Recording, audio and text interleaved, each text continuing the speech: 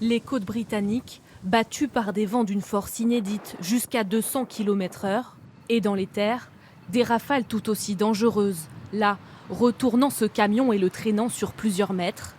Ou encore ici, énorme frayeur pour cet automobiliste. Il échappe de peu à la chute d'un arbre. Près de Londres, c'est aussi un arbre qui surprend ce bus. Il est frappé de plein fouet, la maison de ses habitants également. Ça faisait énormément de bruit, des craquements, de la poussière, on a couru dehors et on a vu ça, tout s'est passé en quelques secondes. Toute la maison tremblait, le toit a commencé à me tomber dessus, c'était terrifiant. Le Royaume-Uni en alerte maximale, désorganisation massive des transports dans les gares et les aéroports. Le vent est trop puissant ici, cet avion lutte, mais doit s'y reprendre à 3 fois pour atterrir.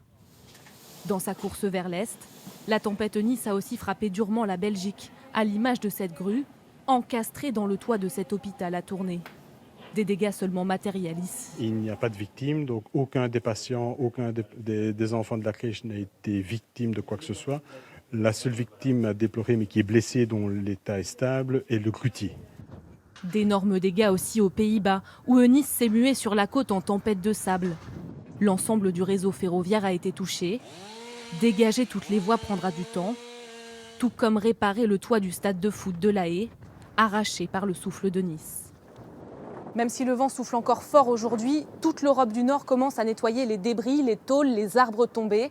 Ce soir, le bilan humain s'est encore alourdi, avec au moins 14 morts à cause de la tempête Eunice.